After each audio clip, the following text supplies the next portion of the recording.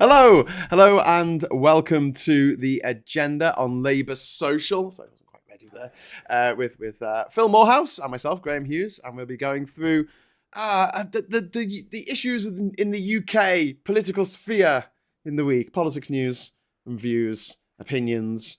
So it's been another sort of turbulent week for the Tories, hasn't it? They've got themselves into trouble with a Chinese spy, and the economy's not picked up at all, and the ongoing problems with our schools going to rack and ruin. See what I did there? Phil's obviously had you've had a bit of a cold, haven't you? You've had a bit of COVID. Yeah, I'm going to be stuck with a cough now for a bit, but I've had COVID. But it's I'm testing negative now, but I am left. Whenever I get a cough, it just lasts for weeks, whatever the source. Soon you'll be healthy enough that when someone says to you, "Oh, COVID, it's just the flu," you can punch them. Yeah, I'm pretty sure I'm healthy enough to do that now. Yeah, are they talking about the flu that killed 1 million people after the end of World War One? Is that the flu? I don't know. I don't think they even know what flu is. Really. It's kind of a bit painful. So hi to everyone in the chat there. We've got Dave W saying afternoon all. We've got a life after Narc. We've all got Anya, Malloy, Dave. We've got Steve, Eddie, and Colin in there. We've got the Lefty Boater as well. Phil's on the road to recovery. So thanks very much for doing this. So Labour, we're in the news. Front page of the Express today. Labour. Yeah, it's only because the Express had something else to go on to yesterday. It was on everyone else's front page yesterday. I've forgotten what the Express were banging on about, but then they thought they'd catch up today. But it's like they're saying, oh, what Starmer's going to do is he's pulling us back into the EU by dealing with the migrant situation. It's like, do you want us to sort out the boats, or do you not want us to sort out the boats? You make your mind up. It's absolutely pathological because there are. So what's happened is, Keir Starmer has now. We can now think of ourselves as being in the general election campaign, the unofficial period, which can last quite a long time, because what he's now doing is detailing policies. So up until now, we've had policies. You can look them up. You can read about them. But as far as a lot of people are concerned, they don't really have the policies because they were just mostly focusing on the outcomes of their policies, what they want to achieve with their policies, rather than the vehicles, the detailed methods. So now that Labour have announced a detailed method of a very controversial policy area, one that Labour wouldn't normally want to shout from the rooftops, this is clearly a sign that Labour are going, right, well, we need to have the details ready for the election. We now consider we're in that final phase, so we're just going to start revealing them. Yeah. And the right-wing media's response to it, think about all the things you might imagine they opposed. Like the right-wing media, they like this idea of, if someone comes here, no, that's not a legal route. No, we're going to send you to Rwanda, you see. You can't just come here on a boat. So Labour have said, well, of course, if people come here and claim asylum, we're going to process that asylum claim. We're not going to send them to Rwanda. That's ridiculous. They haven't banged on about that. Labour have also said, well, what's really needed is some more safe routes. They haven't banged on about that. What are they banging on about? Oh, Labour have said they're going to talk to the EU about this problem. Oh, no, you can't do that. You can't talk to the EU. But Rishi Sunak talks to the EU. Yes, but we sort of tell him not to.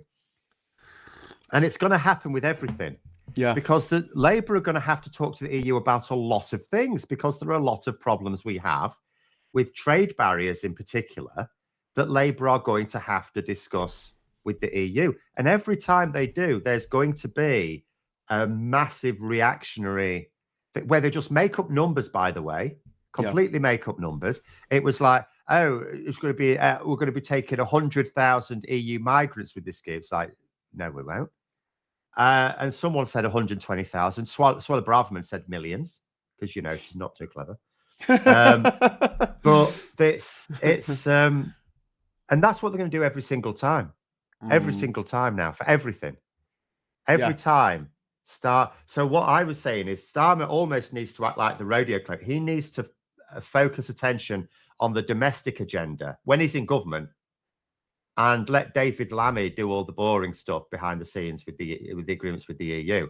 And there's lots of things Starmer can do to distract attention. Oh, you want to talk about this really boring conversation about the EU? right, I'm going to take a mallet to the House of Lords. How about that then? Which one are you going to report on? Well, I think that needs to be done.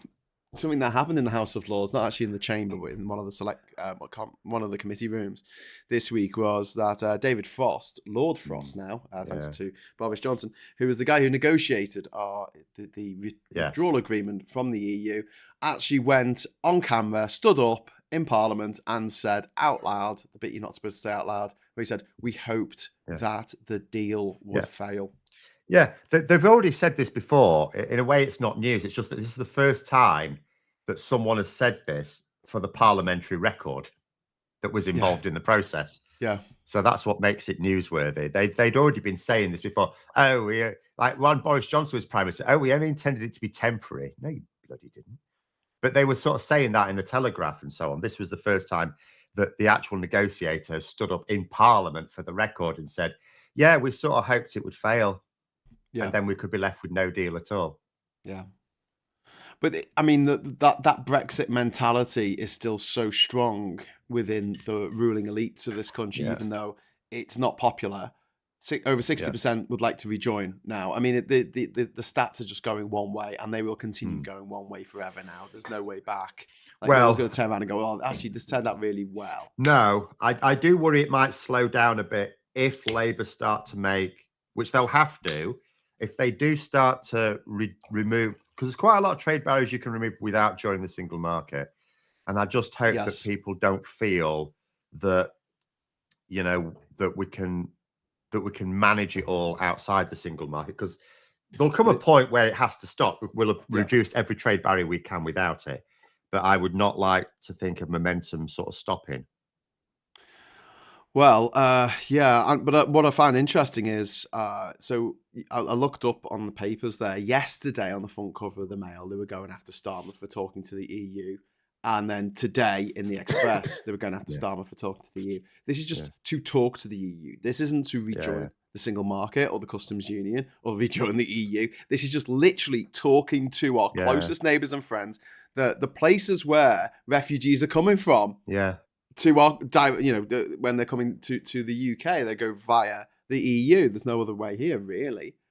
So the lambasting, two newspaper front pages that was worth, the fact that he was discussing future. Well, it was in the Daily Telegraph as well, and even the Times. Although the Times was a bit funny yesterday because it had a positive and a negative story about Labour on it. Because from there, with the asylum stuff, they were presenting it more positively because they were putting the emphasis on the criminal gangs. Yeah. So, but the point I was going to make is that Starmer gets this so much in the neck. At least 2, 3, 4 newspaper front pages saying he's dealing with the EU, treating the EU like the old Soviet Union or even the Nazis. How dare he talk to them? They're like the Taliban. You shouldn't talk to them. And this is just for the mildest of negotiations to do with a big problem that we have at the moment that needs to be solved. And it gives you some kind of idea of what it's going to be like when Labour are in government and they try to do anything towards walking us back towards the EU. Which is why they have to. Yeah, that's why they have to make sure the domestic agenda is more newsworthy. Yeah, and absolutely. that the EU stuff is just boring. Yeah. So news has just come in about Tata Steel, Port Talbot Steelworks given £500 million by UK government. They made the report that like it's their money, it's not our money. In a bid to keep the plant open and produce steel in a greener way. Tata will add 700 million of its own as it invests in cutting emissions. Yeah, I want to see the detail, but I'd heard it involves job losses. So we're like paying for them to shed jobs. Yeah. Instead of just nationalise it. I mean, my attitude with a lot of things is nationalise it, to be honest. But with goods like this, I'm fine with a private model if it works. But it's quite clear that steel isn't commercial, but it is important for national security. So just nationalise it. What's the problem? Taxpayer-funded green production at Tata Steel could lead to 3,000 redundancies, according to the Telegraph. Yeah, we're paying for them to chop jobs. Wow. and we're paying £500 million, Yeah. Yeah. which could also almost buy a third of a Bibby Stockholm for a year. There's only a few thousand now at Tata Steel or British Steel. It now is. It's all been all over the place. The steelworks, in all the time I've been in and around Scunthorpe, because we keep calling it Tata Steel. It was actually British Steel technically, and it was bought by the Chinese, and it was still British Steel.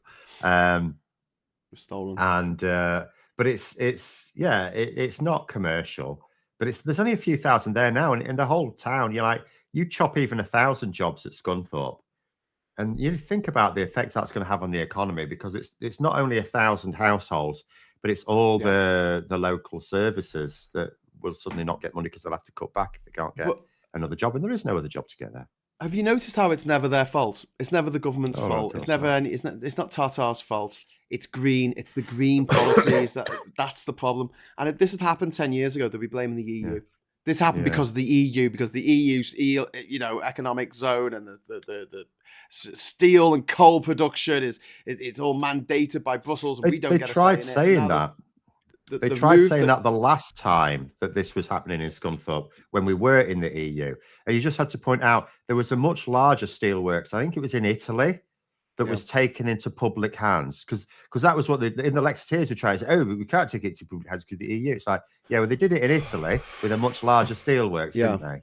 Yeah, and there was no issue at all. I was getting really sick of Lexiteers giving that bullshit argument that we had to leave the EU in order to nationalise the railway. And I'm like, I'm pretty sure SNCF is nationalised. Yeah. Pretty sure Deutsche Bahn is nationalised and makes money out of our privatised system. There's not a single public service that isn't nationalised somewhere in the EU. Yeah. Not a single one. But apparently the EU would block that. I'm like, have you got any evidence of that? No, just me feelings. I like to say to people, especially when you're doing like a Twitter debate, argument debate, you need to update the Wikipedia page, cite your feelings. Go and edit, go and try and edit a Wikipedia page, and then when it says citation required, right, this is the way I feel. There was I saw quite good one, someone showing in like a paper. I assume it was a draft research paper. Yeah. And they put this image there, and then they put the caption, if this is real, it's a game changer. And what it said is it had a footnote, and it said citation mislaid. And we're going, oh, if you could do that, that'd be brilliant. I imagine that was a draft though. No citation required. So just to drop into the chat, Lee Cruz is saying it's only the start of the attacks on Labour. Strix Dharma made up figures about every aspect of Labour policy will flood the media.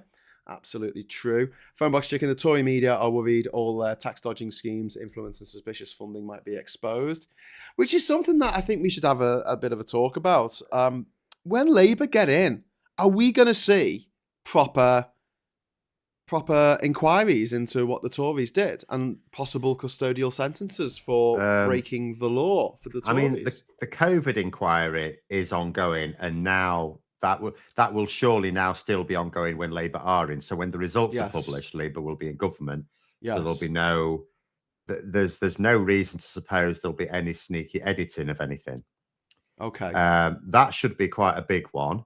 I would suggest that there's no reason for them to say so now, but there's every reason to say, well, value for public money is terribly important, and we don't think there's been a lot of that over the last few years. So we should have a full public inquiry with that will report back in, say, 2 years' time with its findings on how we can make sure that we don't end up with another Michelle Mone type situation. Yeah, but Michelle Mone should be brought to justice. She should. But what would be of more importance is to expose just what was going on with the VIP lane, just how cynical it was. Have a public inquiry that focuses on that. That's what I would do. You can't have public inquiries for everything apart from anything else. They'll just run into each other, and it'll just be attacked as a political witch hunt. But something like that, how can you argue against a public inquiry into spending money? Because Labour will say, no, we're doing this so that we can make sure that our spending is is transparent, so that this is a constraint on us. We're the ones in government. So that's what I would do. Leaf Huntress in the chat is saying, I still cannot get over the privatised water in England. How the F is that? Isn't that a public service? I know. It's not like you got any Oh, choice. yeah. No, there's no competition at all for it. There's not even pretense of competition. I mean, No. there's no competition for something like telecommunications or energy either. Because with energy, it all comes down the same lines. It all comes from the national grid. Which You is just now have owned different, by a consortium from yeah. Qatar and China. But you have this pretense of competition because you can have a different broker who will send you your bill. Telecommunications, similar thing. In theory, there's different providers, but mostly it's all coming down the same lines. There's a genuine It's a monopoly. separate provider where I am, but it is. It is a monopoly. I mean, I told you I had problems with my fiber recently because there's only one fiber provider. But anything else, like we're getting a fiber provider. Yeah. I like that. My next door neighbour's a llama farmer. All right. He has llamas. We get the we're getting a new, because we've got two source of internet. We've got the fiber, and thankfully we've got the crappy one as well. But at least it works when the fiber didn't. And we're changing from Sky to BT. That's happening tomorrow. So the Sky's gone off. We're getting the BT engineer to come round tomorrow and sort that out. And it's the same line. We're not changing the line. It's the same line. I know it's the same line. Yeah. Except at least with this new one, we get a mobile backup, which is a bit better. Plus, of course, it means an engineer will come round and we will say, right, this is the room where we want our internet. And he'll go, but at least it might offer a few practical solutions to help. Indeed. But yeah, there's no competition. No, and I think that Labour should be making a list of things that will be brought back into public ownership. The thing is, I think they are. I think they are. I mean, I keep saying their water policies, to me, just make it really hard for them to carry on doing what they're doing. I think it moves it towards nationalisation on the cheap. Railway, we already know about.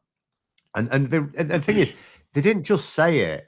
Like Starmer specifically said, after Louise Haig, who's the Shadow Transport Secretary, announced this policy, Starmer was saying to a journalist, look, we're going to do this because it's cheap. Yeah. Implying that if he could nationalise other things because it's cheap, he would do so. So the Great British Energy, we know, that's only like a small start. We'll see where that goes.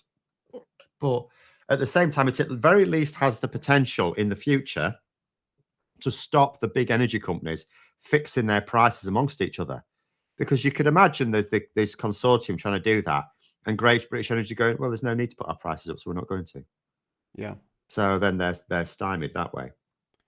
Well, I mean, I think as more and more, it's a bit mad with the railways because you've got things like LNER and now also the Trans-Pennine Express, which have come under government's control now because no one wants them. They can't make any money out of it, so no one wants to touch it with a stick. Even though they're talking about getting rid of ticket officers, and they say, oh, so we could move those workers onto the platforms. Bollocks, is it? So you can get rid of them. And yet still massively putting up the price of train tickets next year. Yes. Like, it's ridiculous. It's kind of painful. One Angry Pagan, thank you very much for the £5 super chat, mate. Won't Labour need steel for expanding and improving the railway? Yeah. I think the question really is, would Starmer's Labour actually do those inquiries? Well, I don't know. It'll depend, won't it? I have no idea. But in terms of the railway, yeah, we produce rail track at the Scunthorpe site. That is one of the reasons why steel is of a national security issue, because where would we otherwise, if we operated on purely commercial terms, where are we going to be getting our steel from? China and India. Well, there is every possibility that at some point in the future we have a bit of a barney with those, because they're not they're not enemies, but they're not, although the news in the last week, if you listen to Ian Duncan Smith, is otherwise. But they're nonetheless not aligned politically with us. It's like the East-West axis thing, isn't it? So although we like to have, good relations with them, if it comes to like a sort of world trade war in the future, they're not going to be on our side. Yeah. So if we're then reliant on them for something as important as steel, which we do need for our railways, that's a madness. So we should nationalize it not on the basis that it's an industry that can't operate commercially in this country, but on the basis that it can't operate commercially and we need it. Yeah. Yeah. Well, one of the big stories this week is us being left out of stuff. Thank you very much to Gary there for the £2 super chat. Thanks for all your hard work. Cheers, Gary. So one of the big ones was there was a deal that was done between the US, Europe, certain states in the Gulf, and India, and this was about facilitating trade between those places. And someone came out, it's not a trade deal. And I'm like, it facilitates trade. It's literally the dictionary definition of a trade deal. And we were locked out of it. We weren't invited. And then, or we weren't interested. We still don't know, because on 2 separate occasions in Parliament, when Rishi Sunak was asked directly, he refused to answer. Whether Starmer asked him, and then there was a Labour MP, I've forgotten her name, I'm afraid, asked him in PMQs as well. And it was like, were we locked out, or did we not show an interest in taking part? And he hasn't answered. Does that not suggest that we were locked out? No, because either answer would be bad. Because if he's saying he's not interested in this trade corridor that runs all the way from Europe to India, to count as particularly this week, it's specifically the reason why it's not involving the United States, but they're putting their shoulder behind it, because from their point of view, it's good because it freezes China out. Yeah. So well, it not necessarily freezes China out, but it acts as a bulwark against the Belt and Road Initiative, which the Chinese have been pursuing quite relentlessly for the last decade or so. I mean, that's been around for a while. So they can see a strategic value in backing this. But the fact that we were cut out of it is just, I really feel like for some reason, we decided to divorce the beautiful person that we were married to. And now we're walking around like some crazy bloody incel going, why won't anyone go out with me? And it's like, well, maybe you were so obnoxious to your previous partner and in full public for everyone to see. No one wants I don't even think I think it's even worse than that. It's because every time we sort of go out into the world, the attitude from the Tories is always about what they want, never about what the other side. Now, I will actually poke at Labour today, because there was an interview with Emily Thornberry, and it was talking about this deal with the EU. And it was put to her, what do the EU get out of it? And she sort of rolled her eyes a bit about it. And it's like, but that's the question you have to ask about anything. Yeah. Every time we go to the EU to ask them for it, can't just be about what we want. It has to, otherwise we'll not get anything. Because they're only going to agree to something that's in their interest. Well, but that's the attitude Rishi Sunak has had throughout. It's always about what he wants. Like, in theory, we could say that Rishi Sunak has gone to the EU to try and get a deal on a return scheme for asylum seekers. But all Rishi Sunak's gone to the EU has said is, we want you to accept some of these returns. And they've said, okay, what do we get out of it? Well, we'll give you a few quid. You know, that's his attitude. We'll give you a few quid. We'll bung you a monkey if you'll sort our problem out for us.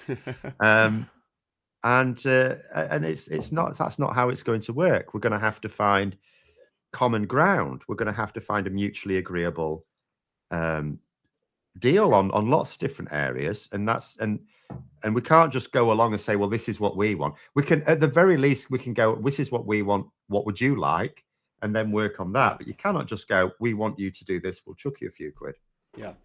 The inaction man meme likely to age really well, says one angry pagan. I agree. Although that was Jeremy Corbyn. That was one of the insults of Jeremy Corbyn. I remember that someone did a meme of an action man, but it was done like Jeremy Corbyn, and that was the insult for him, because he stayed on the fence on some particularly large issues at the time. But yeah, just to continue the conversation about sort of us being locked out, and to further, talking about the fact that Frosty the No Man stood up in the House of Lords and said, we negotiated this deal in bad faith. It just shows the absolute arrogance and stupidity at once, the monumental arrogance and stupidity of the Tories. They just don't seem to care about how we look around the world. No, they only care how they look in the Daily Mail. It's David Frost is an absolute classic. He's not interested in achieving anything. He's interested. It was said of people who sort of knew him in the past, why he was delighted to be taken on as Boris Johnson's chief negotiator. It was said of him, he was a nobody who liked being a somebody. Yeah. And that's what he wants. That's all he wants. He just wants the accolades. He wants the applause. He doesn't care what happens to Brexit. He knows Brexit's a shit idea. He does. He was clear enough on the issue in 2016 and 2015. Oh yeah, he was a Remainer, wasn't he? Yeah. He explained exactly the problems that would hit his industries, the whiskey industry at the time, with leaving the single market. But he wants to be important, and he can carry on being important even if we rejoin the EU, because that Brexiteer cult will still be there, and he will still be there, like Nigel Farage grifting a fortune. That's all he cares about. A big thank you to Rob. How do you pronounce this? Robalaris. Thank you very much to Robalaris for the £10 super chat. Really appreciate it. So yeah, I was looking today, and I'm going to do a video about this after we wrap up the show.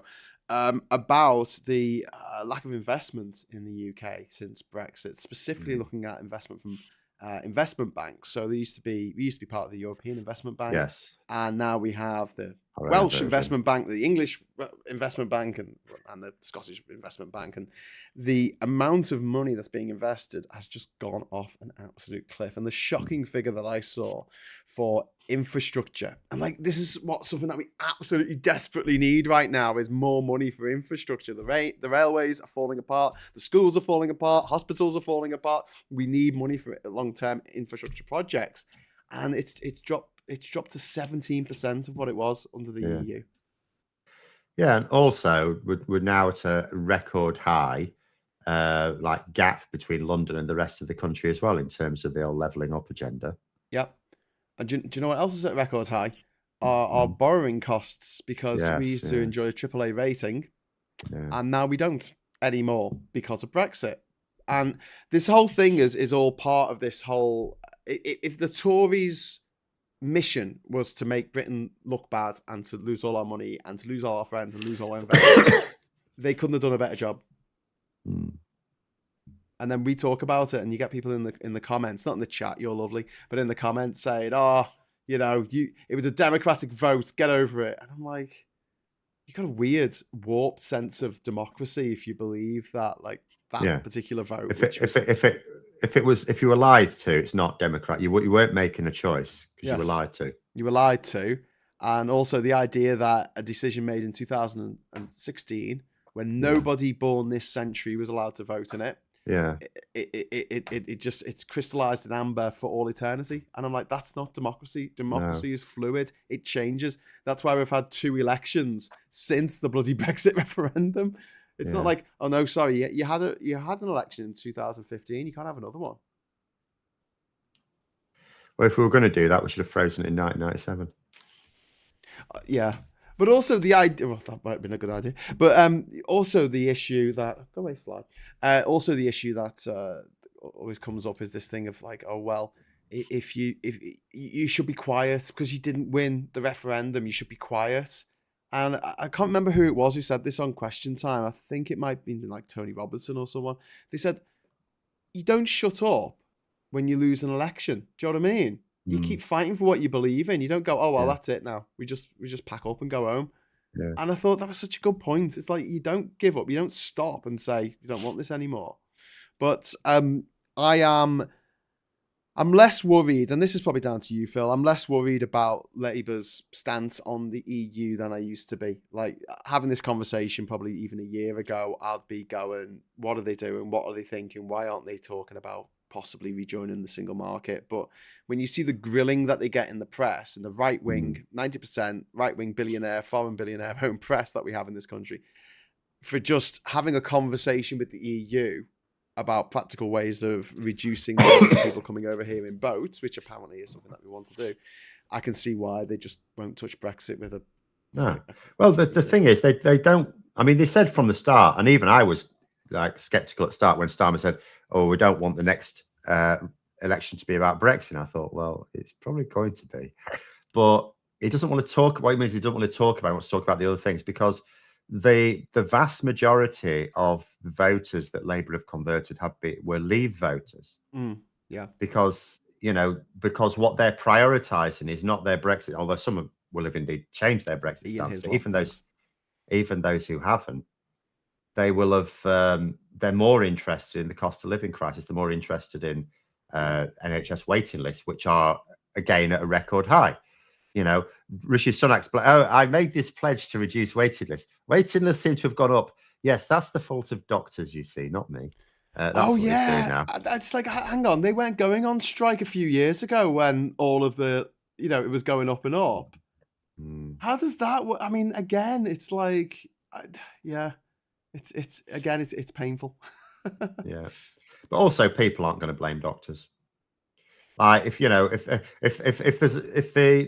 someone needs like an illness dealing with, they're not going to go. They know they need a doctor. They know. That's what I meant. I mean, that's a sort of a metaphor for Brexit, really. I kept trying to say before we left the EU, people will believe these snake oil salesmen about the wonderful, impacts of Brexit because it was all like abstract to them.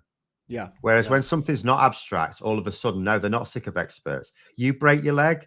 No, they don't. They don't want to listen to what Nigel Farage advises to do with it. They want a doctor.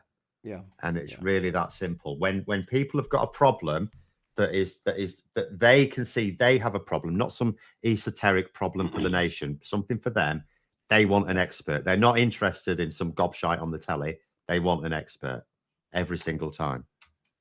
You did a video this week about the EU banning effectively banning lightning leads for Apple products, and now we're all going to be using USB-C, which is fantastic. And again, 10 years ago, I remember traveling around the world with my adapters for my mobile phone, and it was just a Nokia.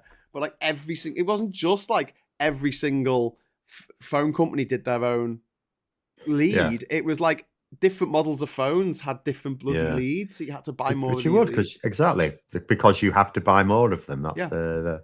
I had a set. I think it was 30 in the set, and they were detachable heads that you could put on a different USB charge cable to plug into all different phones. There's 30 of them, and now the EU has standardized it. And this is something, again, I saw when I was going around the world. Everywhere I picked up a bit of anything electronic would have the CE mark on it, because it doesn't matter where you're selling to Brazil or to Brunei. They know that is the symbol of conformité European is the gold standard. And there's just no point if you're making an electronic product unless you're specifically not going to sell it in certain areas. Maybe if you're just making it domestically, but if you're going to try and sell it internationally, you want to get the CE mark on it. And we've got nothing. We've got nothing on that. No. We've dropped the idea of bringing back the old British standards, haven't we? Yeah. Well, it'd be pointless because it would just mean things would cost more. There'd be some things we couldn't get because if there's like in theory, let's say we said, well, we're going to make you adopt the USB-B. I guess the iPhone would develop one for the British because they probably sell enough in the British market just to do that. But there'll be some things where they don't sell enough in this country, and it'd be like, well, we're not going to make one specifically for the British market because you've gone off your heads. So there'll be some things you can't get, and what you can get, because if Apple did have to do that and have a separate production line just for a market that wanted to be difficult, they'll just charge them more. Yeah. They'll be like, okay, you can have the iPhone, but when everyone else pays £1,000, which is already ridiculous in my view, you'll be paying 1,200 quid. How about that? Oh, well, I mean, you can thank Jacob Rees-Mogg for that one. Yeah. Vendetta's saying until USB 456. Well, the thing is, they could use the same. I mean, there are different types of USB-C cable. There's ones that are just charging, ones that can do data, ones that can do data faster, but the actual housing is always the same. Yeah. And considering the classic USB that you put in and won't go in, and then you turn it upside down, it still won't go in, and you put it. That's been around since 1996. 1996. I've got one stuck in my headphones. 27 years now.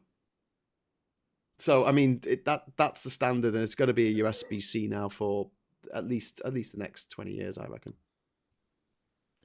you can quote me on that, because you think, oh well, technology changes really quickly, but at the end of the day, we're still all using our favorite mini jack connector. I like talking about this. The original one of these was a bit bigger. It's the mini version, and it was developed in the 1870s. I don't think there's too many people using that now. I suppose What? I in use like that. bands. My headphones. Bands. My headphones use that to go into my phone. Mine don't. You've got a fancy phone, mate. Look, see. That's my bit of Victorian tech in my phone, which I'm very proud of. It makes my phone kind of steampunk. You know what I mean? Yeah. The original Game Boy has a USB port. Does it? Does it? I don't know. I didn't have a Game Boy. Because I've got a Game Boy down here. How completely random. It has not got a USB port. It has got a port. It does look a bit like a USB port, but it's not a USB port. There you go. It's my Game Boy box. My little Game Boys. It just happened to be next to my desk. I don't normally keep that next to my desk, but someone mentioned it, so I thought I'd jump in there. Also, this week we've had. Well, I just wanted to quickly mention last night the Proms and say a big thank you to the EU flag mafia for giving out EU flags to enrage the living daylights out of the gaminy of political commentators. What they don't mention these boneheads is that there were some pro-EU campaigners, like Steve Bray was there, for example, in the audience. But the vast majority of people who took those flags and waved them were just happy to do so. They weren't part of any conspiracy. They were, oh, here's a flag. Oh, lovely. You know, they didn't chuck it in the bin. They waved them, and they were happy to wave them, and they chose to wave them. You know, they didn't seem to make much mention of that one. No, but it did really. I mean, there must have been about like 7 or 8, talking heads, very angry, getting red in the face about this, and they've done it every year. They have done it every year since like 2018. There's loads of different flags at the Proms. You can look back. You just don't necessarily see a big sea of EU flags. Yeah, no, but the EU flag mafia have been trying to do that. Well, been doing that for quite a while now. Each year, it's a bit of a tradition. They did it at Eurovision. The thing is, you don't really get to see the crowd much in Eurovision, but certainly when I was there were loads of people in the crowd. I don't think people would make such a big thing about it with Eurovision anyway. Whereas last night, the Proms, you see, that's a big jingoistic music event. Yeah.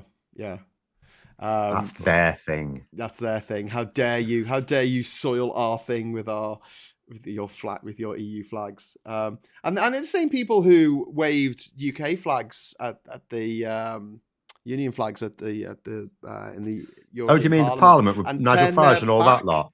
And then turned their back on the European anthem. And they did it childishly, jeeringly, not like joyfully, not like just out of show of support. It was designed as an insult. Yeah, maybe that's why they took it as an insult, because they just looked at it through the prism of their own behaviour. So, some news just coming in. The I think it's ASLEF Union have decided to go on strike action on the days of, I think, the first day of the Tory Party conference in Manchester and the last day of the Tory Party conference in Manchester. Brilliant. I'm not going to that one. The last time I went to that one was on a bus. That was in 2019 as a protest there. Yeah, that was me. I organised that. I organised that. That was me. Oh, I went with the local Labour groups. Yeah, did you? Because there were 2 marches on the same day. And there were lots of marches. I was sandwiched between the Communist Workers' Party and on the Labour. And it was the Labour group, and behind us was an anti-Modi demonstration. Oh, it was completely random. We weren't allowed to join that one. You know about this? I've told you this story, haven't I? I can't remember. So the Labour and the unions were having their march against the Tories. Yeah. And we wanted to have a march against the Tories as well. And we were going to be marching down the same road, but ending up in different destinations. I think that your one ended up at the cathedral and our one was going to go to Castlefield. And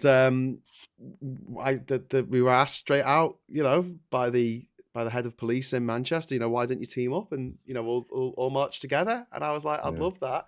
and the Labour lot were like, we don't want to see a single EU flag at that march. Right. So we had 2 marches. Instead of having one massive march, we had 2 smaller marches. Yeah. He said, but you're all protesting against the Tories, right? Yeah, it was like, all. It was all.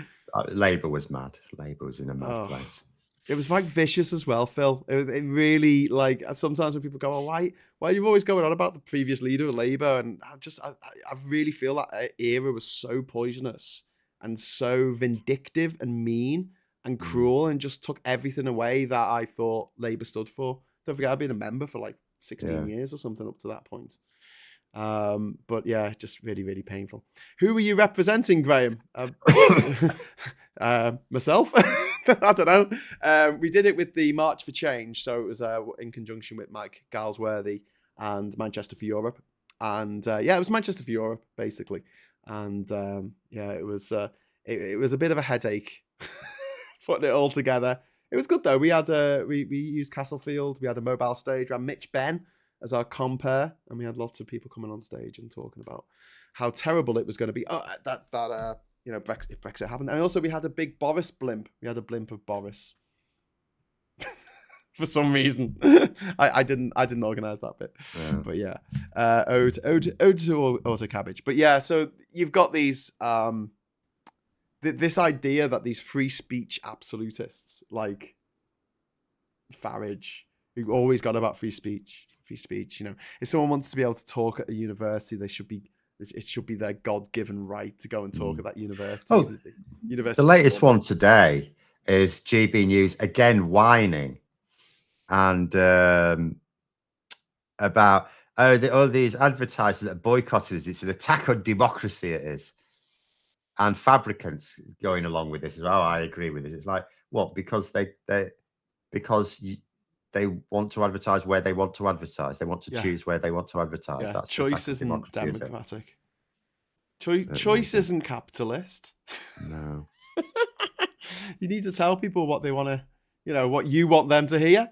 Yeah. Which is, I think that's as far from the sort of capitalist, but it's ridiculous. democratic ideal as is possible to get. you should be forced to advertise on this thing. But what if I demand that they advertise on my channel then? Yeah.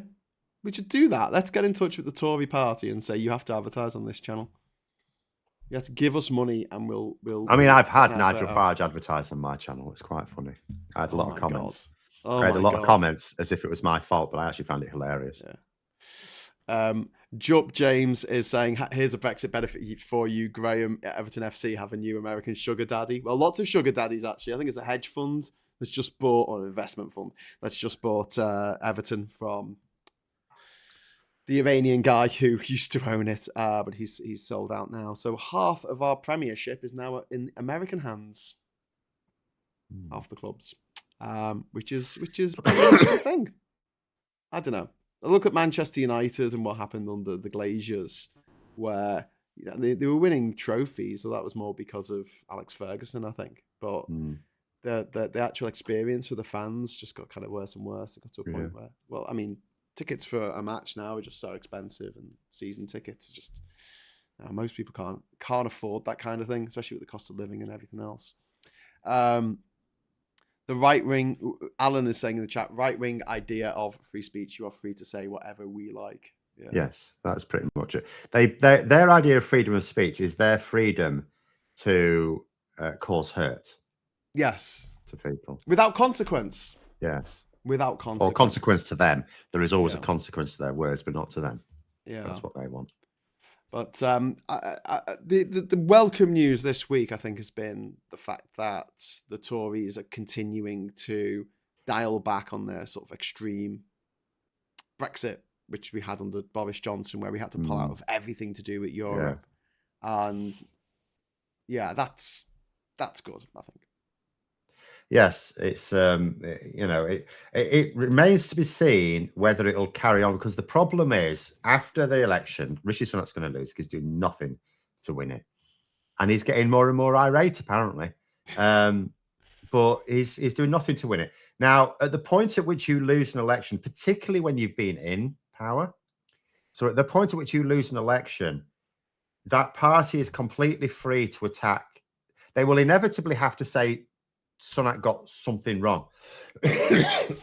and then they're under no obligation to identify what he actually got wrong. So there will be factions who. So you could almost imagine a future where the Tories actually accept a pragmatic view of Brexit be a good thing, but they could go the other way, initially at least, and they could actually say, actually, it was him wasting all that time with these pissy little agreements with the EU that took his eyes off the main ball. So they could go the other way, you know. It'd be quite interesting to see what happens. It all depends on which faction wins out. But I mean, doesn't everything sort of revert to practicality, pragmatism? Not when you've only just lost. No, it never does. Like, you know, when the Tories lost in '97, they didn't. They wanted to. They didn't just think to themselves, "Oh, we were there for too long. We cocked this up." They went a little bit crazy. They ended up with Ian Duncan Smith. Labour in 2010, it was the same thing. Instead of just going, do you know what? We had a global banking crisis and we didn't deal with it, the politics well, and we ran a crap campaign. Instead of that, they went, no, we got it all wrong, right? Everything that last 13 years was all bollocks. We need to do something completely different now, like support austerity. So then they spend 5 years supporting austerity. And then you end up with having to get rid of that leader because that leader was, again, a shit campaigner. Yeah. And he ate a bacon butter strange. Yeah. And then you end up with the Labour Party going, well, we shouldn't have opposed austerity. That was a mad... Sorry, we shouldn't have supported austerity. That was a mad thing to do. Yeah, it was a mad thing to do. Yeah. I know we should get the leader that was the most vocally opposed to austerity. It's like, right, okay, we're going to do that, are we? And one there we go. So, yeah, so it's... So, no, the Tories are very, very likely to go completely loopy, to argue that their problem was they were too timid. Because inevitably, towards the end of a long period of government, you probably are a bit timid. Labour were a bit timid towards the end. The Conservatives were under Major, but then that was mostly because John Major was busy trying to deal with sleaze in his own cabinet. Yes. Well, the Tories don't seem to care about that anymore, do they? No. At all. No. As long as Sunak seems happy, as long as none of it comes back to him. Ernie's saying free speech is mostly forced listening. Can't disagree with that, Ernie. David Huardo is asking, I'm late, what topic? We're talking about Game Boys, mate. I was showing off. I've actually got my collection, you know. Do you want to see? So that's the original. There's a Game Boy Color, which came out about 10 years later.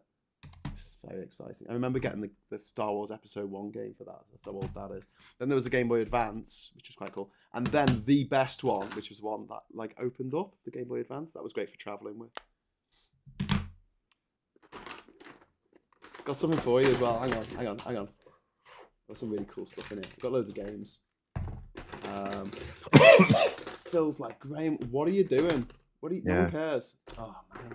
Oh, I thought I had Donkey Kong in there. The old Game & Watch. I don't. Someone else. Anyway, so there you go. We're talking Game Boys, mate. And before we wrap up as well, I was going to mention, just before we came online, we were talking about this. There's been a poll, that's come out to say that if the previous Labour leader were to run as run for London Mayor, he could be a spoiler candidate, allowing Susan Hall, who is the British version of Marjorie Taylor Greene, to become the Mayor of London. But you reckon there was a problem with that polling, don't you? Yeah, it's not to say that obviously if Jeremy Corbyn did, and first of all, there's no suggestion he will. He's not even hinted that he would, because apart from, I mean, there's multiple reasons why he would not. First of all, it doesn't screw Starmer, it screws Khan, and he's got no reason to screw Sadiq Khan. It would just be an act of spite that would do him no good, because all it would do is let the Tories in without even getting to stick two fingers up at Starmer, who will just look at it and go, well, that was a stupid bloody thing to do, but it's not affecting me. But the other thing is, this poll massively inflated the Lib Dem vote. It was like, oh, it'd be like 15%, because the focus was on that Jeremy Corbyn would get about 15% or something like that. And that would make the difference. It's like, no, where you're getting it, because I don't know how many would vote for Corbyn. They might have got that bit right. It was that they massively increased the share of the Liberal Democrat vote to higher than it was in the previous election when it was AV, where it was safe if you're a Lib Dem voter to vote Lib Dem and then give your alternative vote to Sadiq Khan just to make sure the Tory didn't win. Well, now it's going to be first past the post. So, and Lib Dem voters by and large quite like ULEZ, and they certainly don't like Susan Hall. So there's going to be tactical voting. The fact that it's not this alternative vote anymore, though, I think that is going to have a bit of an impact, isn't it? This is why. That's why the Tories changed it. Even bring this in? I mean, because this is why you have to be very, very careful. In the manifesto, in their 2019 manifesto, they expressed a commitment to first past the post, which of course you read and you think, oh, that just means they're not going to change the Westminster electoral system. No, they then used that to be able to change the mayoral election to first past the post. Right. That's how ambiguous you can be in your manifesto and use it to get something through Parliament. Because that way, if the House of Lords said, hang on a minute, no, you haven't put this to the people. So I think you'll find we did.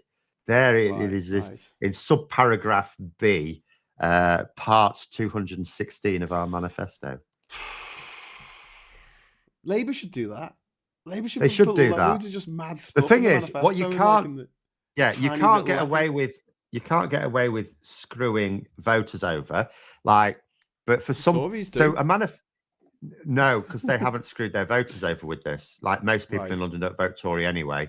And the ones who do are quite happy with this measure. So you have to be careful how you do it.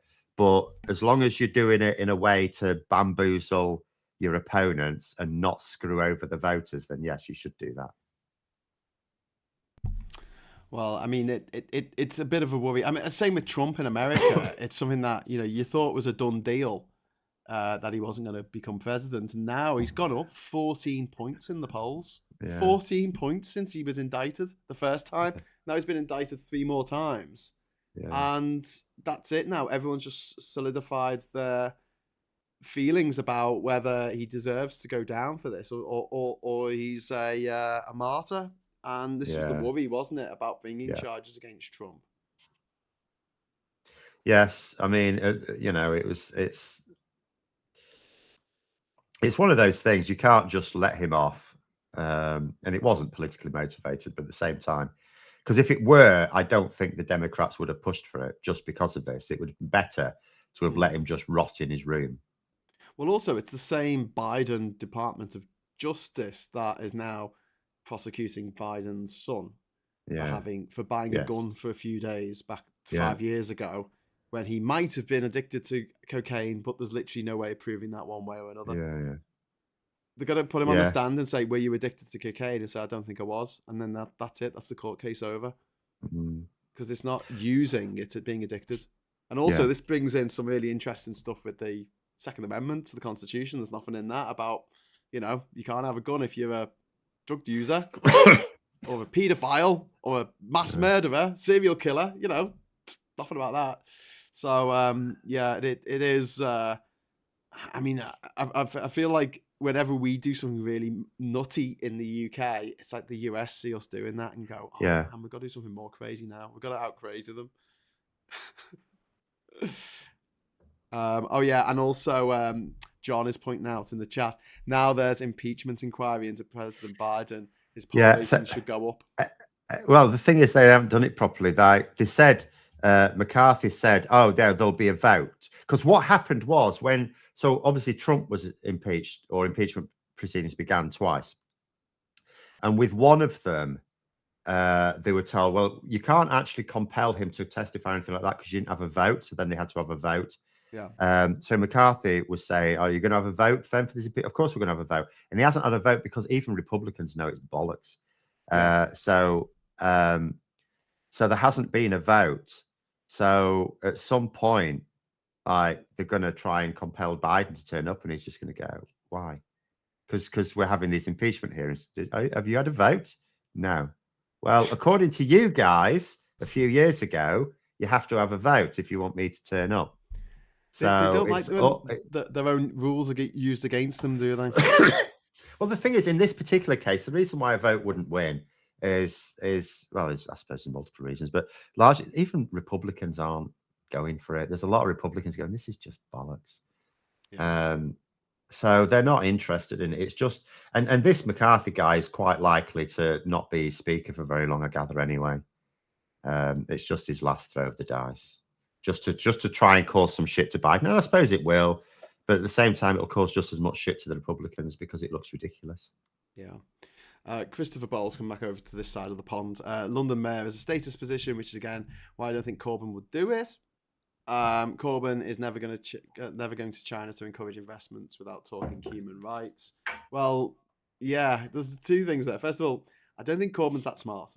I don't really think he thinks too much about what he decides to do. Sorry if I upset anyone in the chat saying that, but the other thing is, like, I don't think he expects to win. So he would just literally be a spoiler candidate for people on the left to vote for him rather than vote for Sadiq Khan. And with the anti-ULEZ stuff. But, I mean, we were talking about this, weren't we, about the fact that now the ULEZ is actually been done. It's come into force and people have realised it doesn't actually affect them. They will. I mean, I'm worried about all these people trashing these cameras. And, you know, not only do we have the support of like Tories supporting that, but the fact is you may get some people think, oh, well, maybe it's just not working properly because these Blade Runners, they don't even know what a Blade Runner is. Otherwise, like, how does that make sense?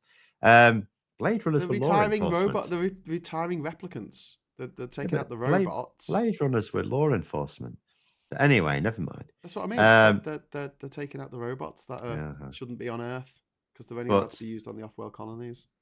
But but some people may feel like if the camera down my way is knackered, then that's why I'm not getting charged for it. So there's a bit of that in it.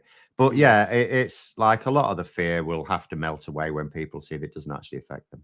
Is that happening though? Have we seen any? I know, but I think in the next 6 months it's going to be really difficult for people to still think that they're going to face charges when quite clearly they're not.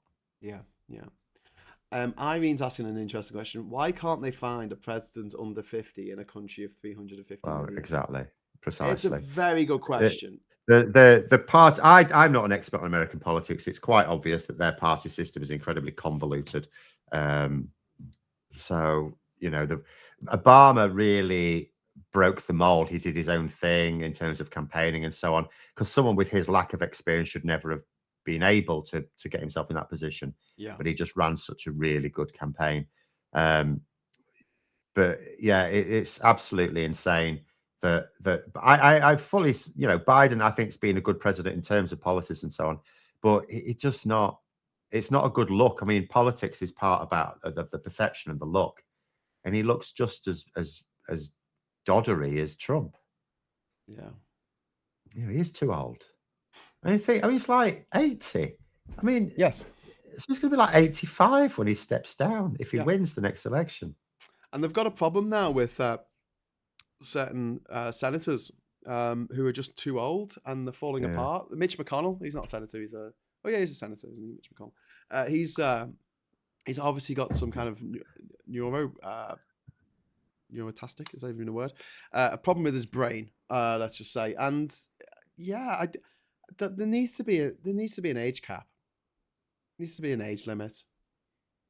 In the chat, got some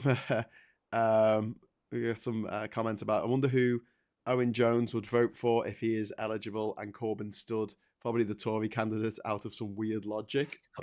Just kind of funny. He would. He wouldn't say that, obviously, but I believe he probably would, because the point of Corbyn standing is not to get Corbyn elected. Corbyn can't be elected. It would be to let the Tory get elected. Yeah, and then to say, you did this, you got the Tories elected. What the people who voted Labour? Yeah. Yes, it's all your fault. So yeah, no. Someone's saying that he's trying to get the Greens elected. I mean, he did an interview this week with Zach Polanski, who's the deputy leader of the Greens.